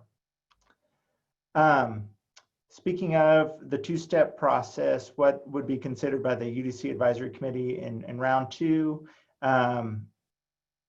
along with all the general amendments recommended to the UDC Advisory Committee, they could speak about portable signs, feather signs, H-frame signs, signs affixed to vehicles, mobile billboards. I'll pause and say these are just things for the committee to discuss. It's not council direction or policy to adopt rules and regs to allow these things. These are just things that have come up for discussion and council would like them to consider. Would like them to have some discussions about temporary signs and banner signs, digital signs to include a discussion about fuel price signs. So currently fuel price signs aren't allowed in Georgetown, digital fuel price signs. And then a thorough discussion about downtown and old town design guidelines. So that's going to be a whole separate discussion outside of tonight's discussion. So the proposed timeline, I was remiss in not focusing. We did present this to City Council early last month, secured their concurrence on this approach and the proposed changes. So we're coming to you to get a further recommendation, and then we will take P&Z's action forward to council in October. And since it's an ordinance, it does require a second reading, and we, based on the outcome of this meeting and that meeting, expect the second reading to happen in November. As for the second phase, I know Sophia and her team are working on a public process for all UDC changes late 2020, early 2021, and then to bring those forward at sometime in 2021. So I know that's a lot of information. attached to your agenda are the proposed red lines. So I know Andrena and Jim and I are here to answer any questions you might have about that. I know this is a lot of information and not something we, I know it's a lot of information for me, and we've spent a very short amount of time this evening on this, but happy to pause there and answer any questions. All right, commissioners, questions for the team on the proposed text amendments?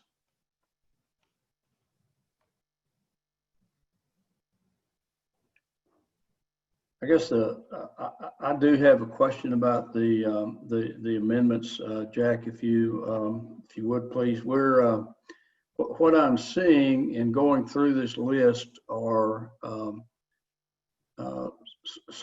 all of these items read items.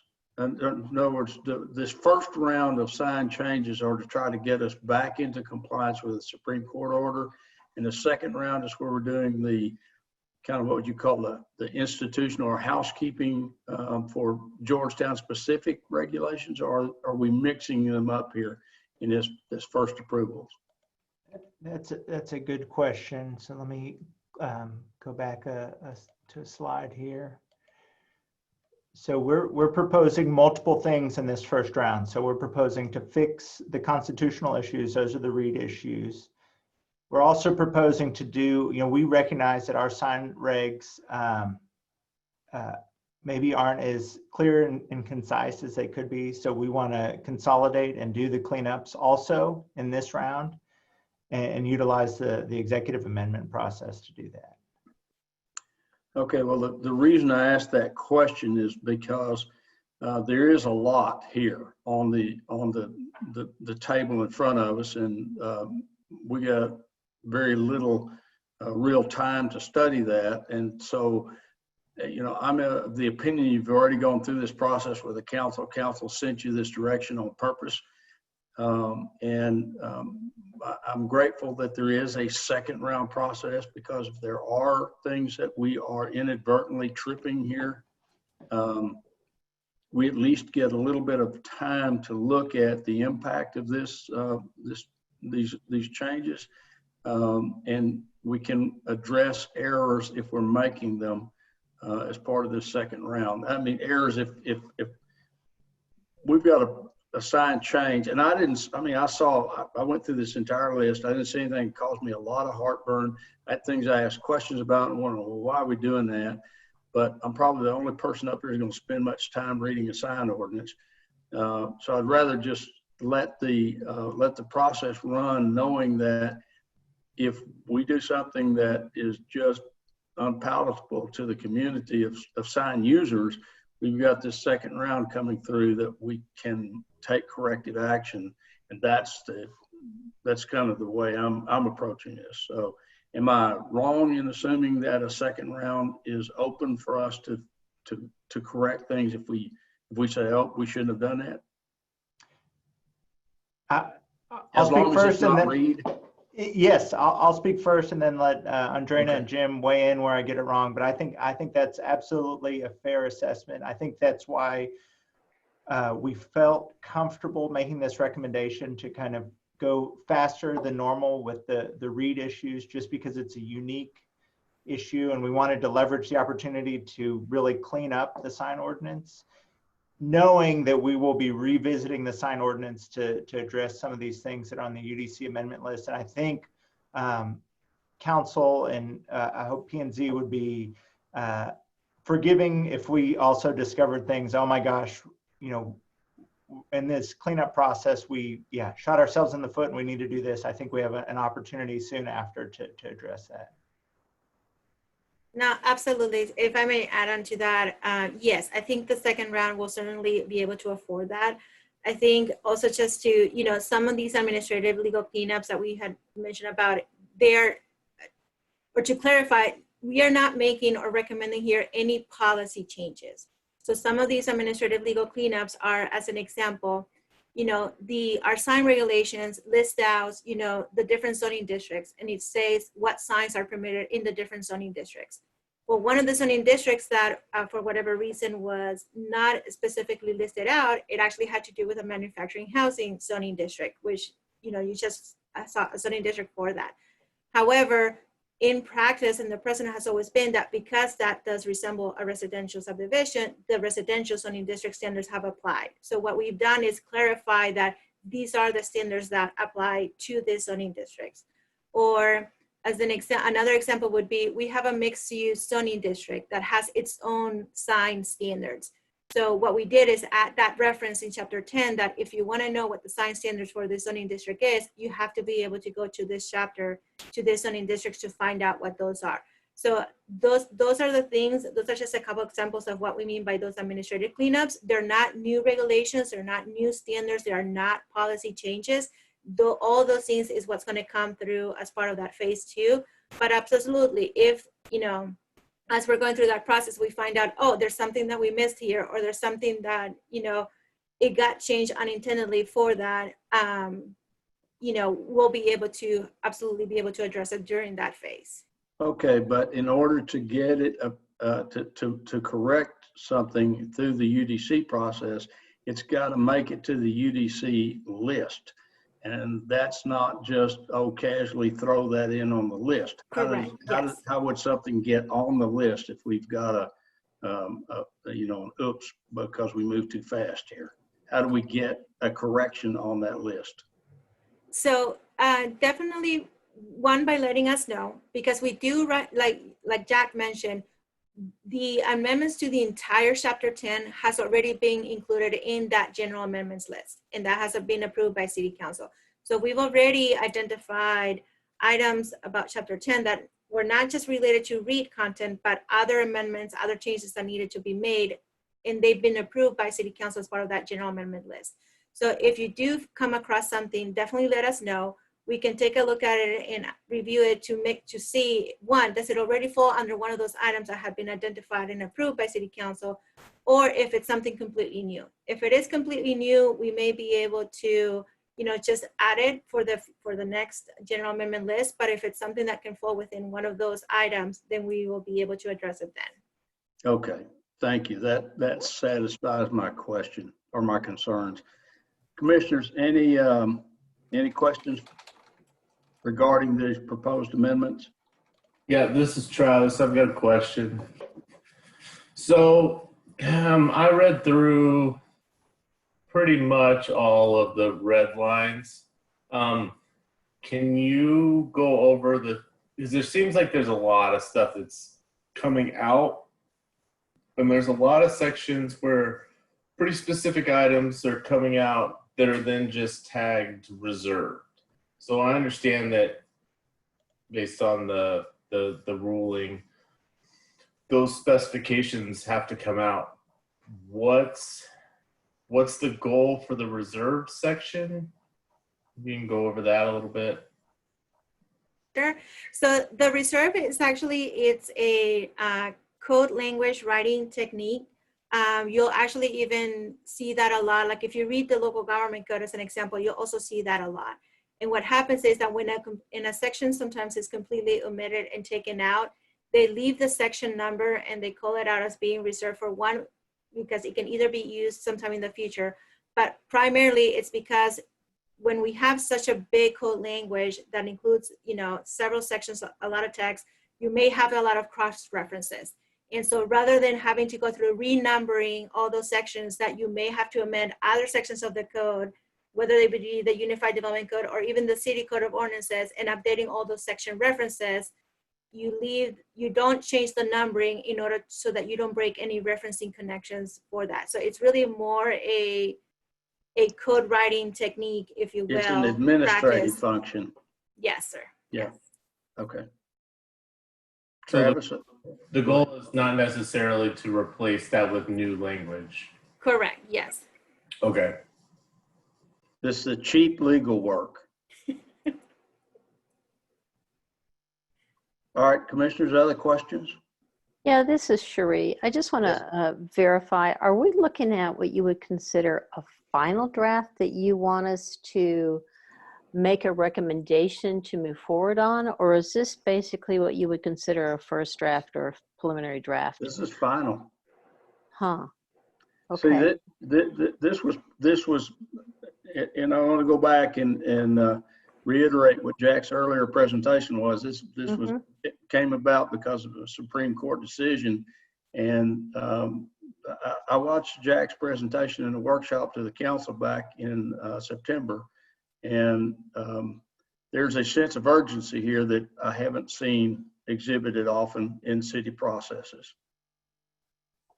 Okay, so yeah, I do understand the Reed versus Town of Gilbert. You know, I read it, I understand it. I just wanted to make sure what we were looking at, because there was a lot of red lines. I thought there was some gaps in this if we were truly looking at the final draft. So thank you for that clarification. That's the reason I asked the question, because we're under the gun to push this and move this through. If we find ourselves wishing we hadn't done this with this speed, how do we fix it? Right. And that's what having 2 rounds here, I think, gives me some assurance that we have the option to come back if we created a worse problem for ourselves. We have the option to correct that. Okay. Thank you. Any other questions or comments, commissioners? This is Marlene. I just have one. And again, it's a clarification. I understand the court case and I understand the need for cleanup, but explain to me again about event signs or banners that are just, you know, temporary. I know those generally go out with a timeline in front of the event and then must be taken down with a timeline after the event. So tell me again what we're achieving in that and why, please.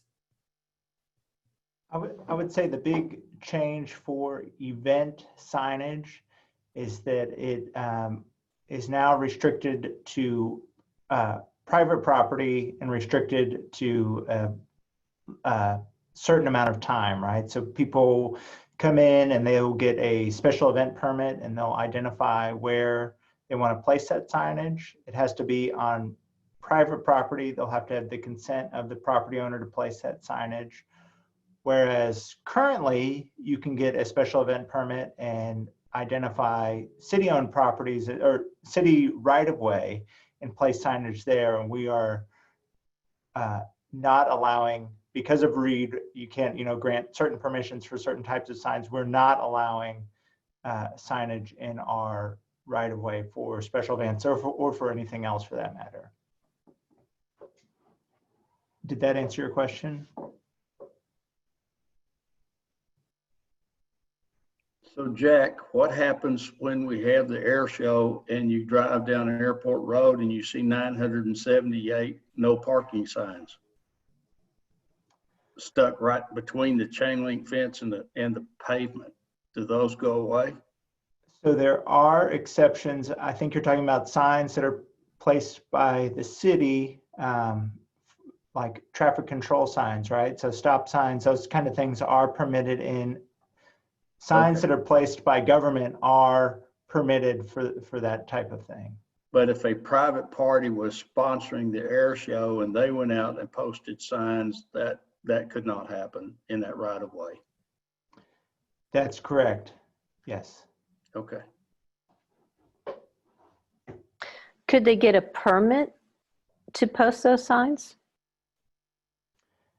No, there's no no path to permit, that. no ability to place signs by a private entity for special events. Now you can post a sign for a private event, but it has to be on private property. It can't be in the right of way. So the prohibition is against signage in the right of way. That's pretty universal, except if the city's doing it. Right. Am I saying that correct? That is correct. Right. Yes, sir. So if you have a garage sale, you can't post a sign out in the right of way. Got it. You can move it up on your neighbor's yard as long as the neighbor doesn't care. You can put it on his yard. Okay. And so I guess the realtors who post these signs about open houses have to get them out of the right of way, correct? All those directional signs that are up pretty much outlawed if they're up against the curb? Yes, and those are not permitted today. Our code compliance department scoops up a lot of them, and this is just helping to further clarify that signs, temporary otherwise, are not permitted in the right of way. So the special signage that we allowed along the interstate, where we gave allowances for height and sign height changes due to topography, what happens to that type of regulation? I'll let Andreina speak here on that one. I can see her getting started. Well, actually, Ursula, do you mind repeating the question again? I want to make sure that I completely understood it. So we have a unique application of the sign ordinance to those parcels along I-35, especially those where topography drops away from the interstate. We give an additional height limit, or we award additional height for signs that are lower than other signs. There's like a sign elevation that you can get to the top of. Does that change at all in this? And no, I mean the regulations that relate to your setbacks and your height and all of that stays the same, because again, that is not regulating the content of the sign. That's just regulating the placement and how big and how tall it can actually be. So those standards remain. I didn't see anything that talks about us modifying size in these changes. No, all of those standards remain the same exactly as it is. The number of signs that are allowed, how big they are allowed to be, where they are allowed to be, all of those remain the same. The only thing that was removed is anything where, like Jack said, is that if you have to read the sign, then those types of, to determine if it's in compliance, those are the standards that are going away. Okay. All right, commissioners, any other questions or comments? Commissioner, also, if I may, Commissioner Heisman, I know you mentioned that there were some gaps. I mean, if there are some things that you found out like that right now that we need to be able to address, definitely let us know. If you look here at the proposed timeline, we are on schedule to take it to City Council for first reading of the ordinance on October 27th. You have another Planning and Zoning Commission on October 20th. So if you really, if you feel that the need to do so, we can certainly, you can take the action to potentially continue the item. We can bring it back on October 20th and you can take action then. But what I would say is that if you did find like gaps, or if there's something that doesn't make sense, or if you found conflicts, let us know what those are so that we have the ability to be able to address that if, as we're going through this process.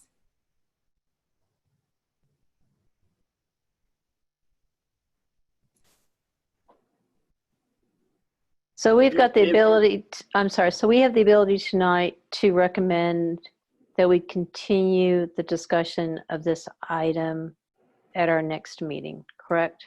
October 20th, correct. Yes, so you could take motion to essentially postpone or continue taking action on the item to the October 20th meeting. Okay. You can certainly do so. I mean, that's an option of the commission. Or another option that you have is that if you know, not like if tonight you knew what are some of the changes or recommendations, you could take, also action to say, we recommend approval with the following changes. That's another option that you have for you. But definitely, like I said, definitely let us know what are some of those gaps or what are some of those areas that you believe that are missing or that we need to address so that we can take a look at it and be able to make sure that we can address them as needed. Okay, well, this calls for us to have a public hearing tonight. I'd like to at least go through the public hearing portion of this. If there are no other comments at this moment for staff. So we're going to open the public hearing. And if there's anyone here that would like to address the commission on this item, please raise your hand on the Zoom portion of the meeting. Do you have anyone signed up to speak, Sophia? No, sir. Okay. Not seeing anyone, not hearing anyone. I'm going to close the public hearing. And commissioners, this moves to us. What is your recommendation?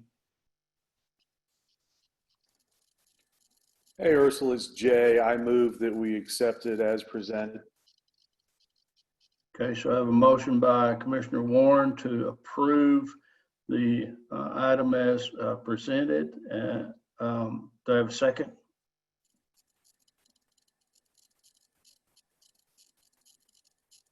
This is Commissioner McMichael. I will move a second. Okay, thank you, Marlene. So we have a motion and a second. Any discussion of this item? If not, Myrna, call the roll, please. Aaron Albright, Yes. Cherie Heinzman, Yes. Marlene McMichael, Yes. Travis Berthius, Yes. Jay Warren, Yes, ma'am. Ursula Brashear. Yes. So motion carries 6-0. Thank you, folks. We appreciate it. That takes us to item AJ, discussion, and we got a little bit to talk about here this evening. So, Sophia, we're gonna let's start with the changes in our procedures this evening, and let me explain to commissioners. After our last meeting, we had and up until last meeting, it's been our policy ever since we added the alternate commissioners to rotate commissioners up onto the dais as needed to maintain 7 people sitting on the dais. That was the instructions from the council that we give alternate commissioners ample opportunity to participate in the process. We had the variance request last meeting, which we had a motion to deny the application I think we had a 5-2 vote, and I brought Commissioner McCulley up because Commissioner McCord fell out of the conversation. And turns out that after our meeting, the applicant got his attorney, met with the city attorney, and they determined that bringing an alternate commissioner to the dais was not proper and not allowable. So Commissioner McCulley, who was a reticent participant, vote was cast out, and we had a 5-1 vote at that stage, which granted the variance request. So we're scrambling here a little bit this evening, trying to understand how to integrate commissioners in and out of the meeting, if that's possible, which is why when Commissioner Warren disappeared, we stood still. So anyway, Sophia, at this point, I'll turn it over to you and let you fill in the blanks. Thank you. Moving forward from an alternate standpoint, alternates will be used as the bylaws indicate, which is to make quorum, and that's why you heard the chair identify alternates, but ultimately we didn't use them because we had a quorum present. Also, just as you saw and you heard my opening remarks this evening that said, you know, should you disconnect, please call and utilize that telephone number that I gave you. Every meeting will give you a telephone number. We'll do our best to include that in the agenda link that Myrna sends you as well. But should you disconnect, we're gonna, by accident or, you know, you just have technical difficulties. That's part of our sort of Zoom meeting reality right now, is that sometimes we do have technical challenges and internet goes out, or electricity goes out. A number of different things happen. Your computer stops and freezes up. That we just ask you to give us a call and we'll take a break. I don't have a specific amount of minutes that we're going to wait for you. We're going to try a few different options to exhaust all options that we have, and we did that tonight. And what will go happen is that we'll take a break. We'll try to reconnect you. If you cannot, for some reason, reconnect, we'll vote without you. But ultimately, we will do as much as we can to exhaust all options and trying to get you back for that item. So you sort of saw a little bit of a minor heart attack this afternoon, and that's what that scrambling was trying to keep us legal. Our city attorney's office is very helpful to us, and so we'll continue to check in with them. Zoom meetings in this COVID experience, you know, some rules have changed, some things have popped up that we didn't anticipate to ask or to work through, and so we'll continue to do what we're doing, which is our best to make sure we're working within the legal parameters. And I can answer any questions that you may have. Okay, any other comments, Sophia? Any other updates? No, sir. Okay. And let me just tell you that both the Transportation Mobility Committee is moving, as well as the Impact Fee Committee are both moving forward. Expect to see a lot coming out of those.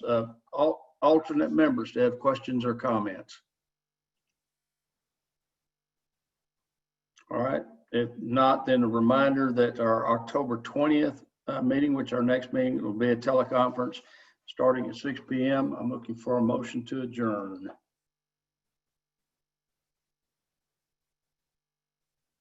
Yes, Marlene Sheree, McMichael, I'll move that we adjourn. Commissioner McMichael, thank you very much. Second? This Sheree, I'll second. Thank you, Commissioner Heisman. Call the roll, please, Myrna. Aaron Albright, Yes. Sheree Heinzman, Yes. Marlene McMichael, Yes. Travis Perthius, Yes. Jay Warren, Yes, ma'am. Ursula Brashear. Yes, and so we are adjourned as of 8:12 p.m. Thank you very much, folks. We appreciate your patience this evening. Good evening. Good evening. Good evening.